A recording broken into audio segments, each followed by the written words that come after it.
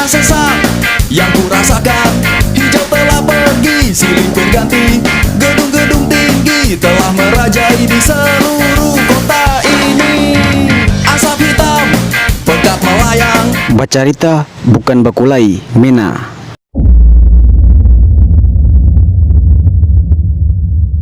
Selamat sore dan salam sejahtera untuk kita semua. Kembali lagi dengan beta Sabri Lewarima di Carita Beta, Carita Parkas Tauba Saudara semua. Nah, kebetulan beta ditemani oleh salah satu aktivis dari Muslim Progress Papua. Kita perkenalkan Pajar Cuan. Sob, sehat? Alhamdulillah. Nih kita sudah sudah cuci tangan dan pakai hand sanitizer juga, jadi kita bisa salaman aman. Gue sering lihat postingan lu di sosial media itu, banyak sekali bahasa-bahasa yang menolak Otsus Papua. Kira-kira seperti itu ya?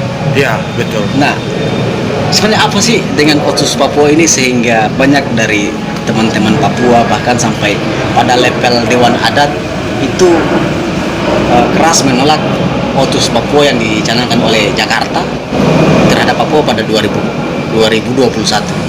Sebenarnya apa gitu maksud dari penolakan teman-teman Papua terhadap Otsus ini? Bisa diceritakan nggak buat masyarakat nanti yang menonton biar lebih paham gitu? Oke, terima kasih. Berbicara otonomi khusus Papua, ini sebenarnya lahir dari situasi politik. Situasi politik. Iya, otonomi khusus bagi. Situasi politik pada Orde Baru, masa Orde Baru ya? Iya, ketika itu di zaman Habibie. Berarti setelah Orde Baru masuk reformasi. Ya, pas transisi. Iya, transisi Orde Baru ke reformasi. Ya, saat itu karena situasi politik pada saat itu di Papua sangat panas. Banyak masyarakat Papua menginginkan Papua harus berpisah dari NKRI, kurang lebih seperti itu. Oke.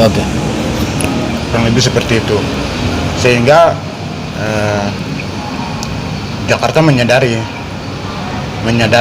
situasi gejolak yang terjadi di Papua ketika itu, kemudian berinisiatif memberikan Papua status khusus seperti itu.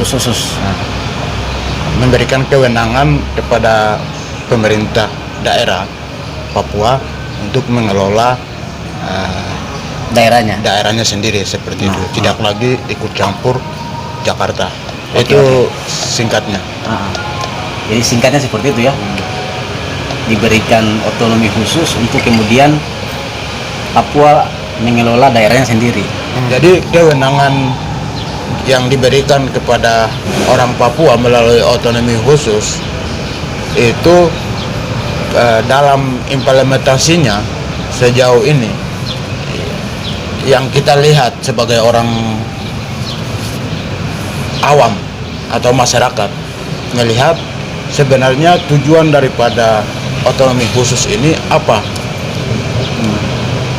Tujuan daripada otonomi khusus yang diberikan oleh Jakarta ini sebenarnya apa?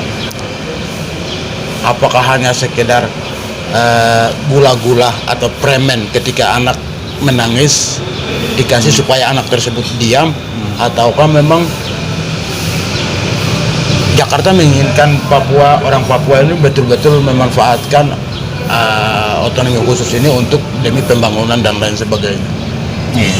Jadi ini menjadi pertanyaan besar. Jadi masih ada pertanyaannya. Iya. Jadi semenjak diberlakukan pada tahun 2001 sampai dengan hari ini, kita tahu wajah Papua seperti apa. Padahal otonomi khusus sudah diberikan. Dana otonomi khusus itu sangat besar sekali. Tapi jumlah populasi orang Papua itu sedikit, sangat sedikit. Tapi Hampir dari kemarin evaluasi dari pemerintah itu dari 2001 sampai 2021 2019 atau 2020 ya, itu menghabiskan 97 triliun sekian ya. Iya, betul. Nah, itu ada dampaknya nggak buat orang asli Papua? Kalau saya melihat dampak dari otonomi khusus itu yang menikmati itu, otonomi khusus ini diberikan kepada orang Papua dengan tujuan untuk menyentuh langsung ke masyarakat akar rumput. Pedalaman-pedalaman yang sama sekali tidak memiliki kemampuan untuk menikmati pendidikan, kesehatan, ekonomi dan lain sebagainya. Tapi justru anggaran otonomi khusus yang diberikan Jakarta ini dinikmati oleh keluarga-keluarga elit, anak-anak elit. Jadi seperti itu. Nah, maksudku kembali ke pertanyaan awal itu, apa sikap kalian sehingga itu ditolak sebagai orang asli Papua, OAP? Untuk Orang 2021 ini ya? Ya, karena melihat implementasi otonomi khusus sejak diberlakukan pada tahun 2001 hingga 2020 sekarang ini kan 2021 besok akan habis. Sekarang pemerintah pusat lagi membahas ini perpanjang atau tidak. Sikap kami masyarakat Papua, mungkin kalau saya mau bilang itu hanya segelintir orang yang selama ini menikmati dana dari otonomi khusus itu yang akan hari ini mereka sedang berjuang untuk memperpanjang otonomi khusus itu. Tapi orang-orang yang selama ini termasuk saya sendiri yang merasa tidak menikmati otonomi khusus itu, kami menolak. Kami lagi sedang sosialisasi, Akibat dari konsolidasi. tidak ada dampak yang dirasakan. Iya. Jadi seolah-olah otonomi itu saya lebih ini ya, lebih bahasa Jakarta itu lebih ini ya, lebih apa namanya?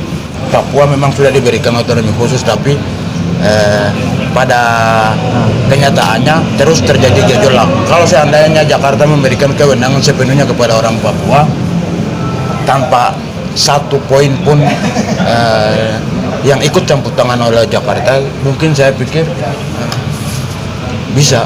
Saya pikir Papua bisa aman, damai, dan sejahtera seperti itu. Jadi apa yang sekarang sedang kalian lakukan gitu untuk kemudian menolak Otsus ini, yang berlakuan Otsus pada 2021 nanti? Apa yang teman-teman Papua lakukan? Saat ini upaya-upaya teman-teman, karena kan untuk menyampaikan aspirasi soal otonomi khusus ini masyarakat awam itu kan tidak tahu. Masyarakat awam bahkan tidak tahu apa itu otonomi khusus. Yang mengerti itu kalangan-kalangan yang sudah berpendidikan kayak kita, mahasiswa, aktivis, organisasi-organisasi, Ya, sipil-sipil gitu. sipil-sipil. Nah, jadi upaya yang dilakukan oleh kami dalam penolakan otonomi khusus ini, kami berkonsolidasi. Setiap kota studi seluruh Indonesia itu kami lagi bangun salah satu gerakan yang namanya Petisi Rakyat Papua. Dalam petisi rakyat Papua ini yang sudah tergabung itu dari berbagai macam organisasi termasuk organisasi FRIWP. FRIWP ini Front Rakyat Indonesia untuk West Papua, didukung sama FRIWP. Jadi berbagai macam organisasi yang ada di Papua, organisasi sipil yang ada di Papua ini didukung sama FRIWP itu.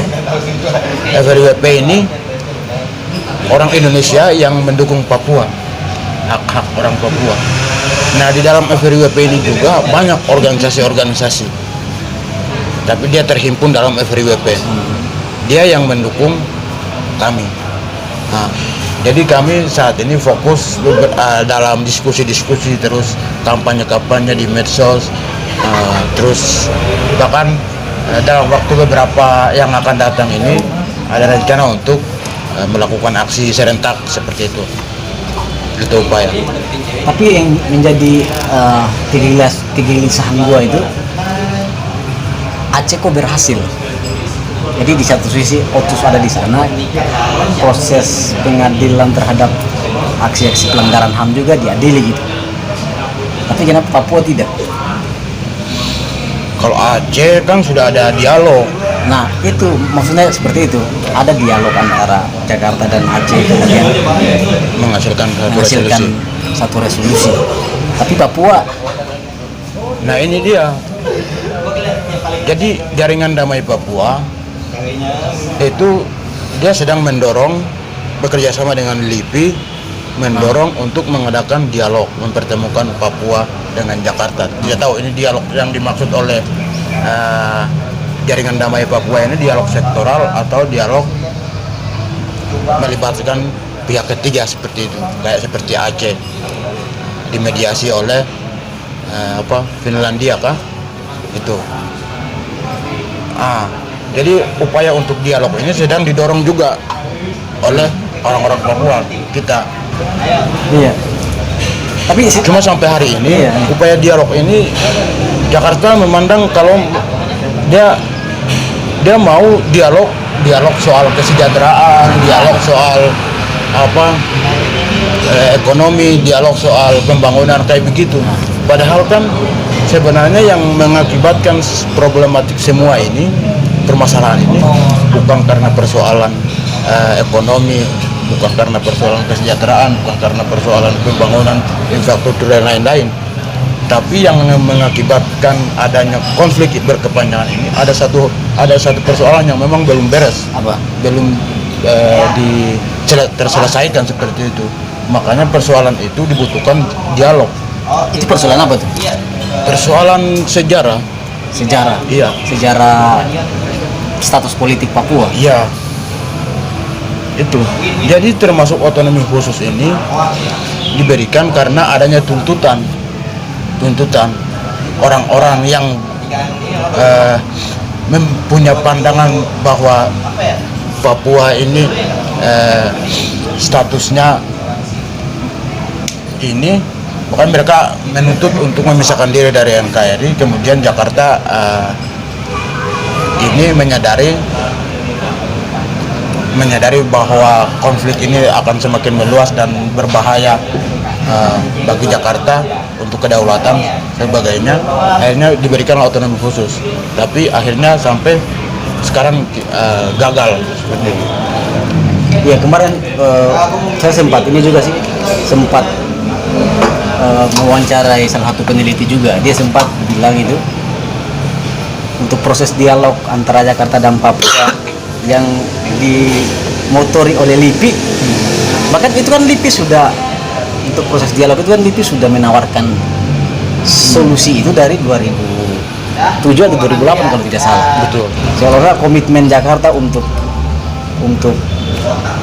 membangun Papua, tapi di lain sisi ada satu persoalan yang tidak diselesaikan. Nah, ini kan tidak balance kalau bicara soal Papua dan Jakarta. Kalau saya mau bilang analoginya sederhana saja. Kenapa Jakarta menolak untuk melakukan dialog? Itu poinnya di situ. Karena dia merasa ada sesuatu yang dia sembunyikan seperti itu, sembunyikan. Karena dia merasa pelaku. Jadi ketika ada upaya untuk melakukan dialog, dia menolak. Dia selalu menolak. Yang dia mau itu dialog ekonomi, dialog pembangunan kayak begitu. Tapi dialog soal dasar dari problematika ini, dasar dari persoalan panjang ini, dia tidak mau. Itu ditawarkan oleh LIPI termasuk. Iya. LIPI terus kelompok-kelompok yang bertentangan dengan Jakarta itu selalu menawarkan kami duduk bersama, melibatkan pihak ketiga. Kalau memang kau Jakarta merasa tidak bersalah, seperti itu selalu dari dulu. Tapi menolak. Berarti kan logikanya kan Jakarta ada yang sembunyikan ini. Jakarta dia merasa ada sesuatu yang dia sedang sembunyikan. Kemudian ketika ada kelompok tertentu termasuk LIPI dan orang-orang Papua yang berseberangan berbeda pendapat dengan Jakarta, ada upaya untuk melakukan dialog bersama, duduk sama-sama menyelesaikan, dia selalu menolakkan. Itu berarti ya ada itulah seperti itu. Bicara Papua ini bicara satu problem yang sangat pelik dan akar masalah sudah ketemu, persoalan sejarah, tapi lagi-lagi Jakarta hanya bisa bicara pada isu yang lain. Ya itu. Jadi sudah jelas akar masalahnya itu persoalan sejarah. Nah, Jakarta bilang Papua sudah final, tapi sudah final bagian dari NKRI, sudah integrasi itu, dan sudah diakui oleh dunia internasional PBB. Tapi prosesnya itu seperti apa? Iya, prosesnya itu seperti apa? Proses bergabungnya Papua ke dalam Indonesia itu seperti Bahkan apa? proses yang katanya final itu oleh Jakarta itu juga tidak melibatkan orang Papua yang paling bawah lah. Ya. Dalam hal ini orang-orang pedalaman, pegunungan, gitu kan? Paling kelompok-kelompok elit yang ikut berpartisipasi dalam proses. Oh, ini sudah final nih Papua, sudah masuk NKRI. Iya kan?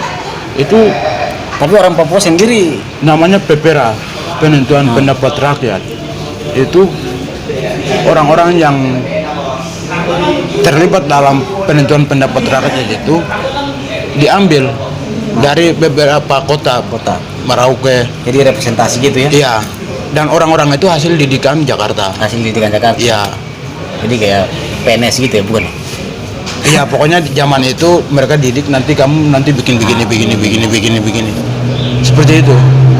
Tidak semua jumlah populasi orang Papua itu melakukan pemilihan, tidak. Pace-pace yang macam-macam yang ada dong, ada pukul sagu, ada di Kabong, Iya. itu dong yang dilibatkan. Sayang, semua tidak dilibatkan, hanya beberapa orang-orang dari setiap kota itu mereka didik, karena pada waktu itu kan memang belum mengenal huruf, kurang lebih seperti itu. Jadi mereka didik, nanti kamu bikin begini. Nah, representasi perwakilan beberapa orang dari setiap kota itu kemudian Jakarta klaim semua rakyat Papua sepakat setuju bergabung ke Indonesia. Itu kan tidak masuk akal sekali. Itu problemnya di situ.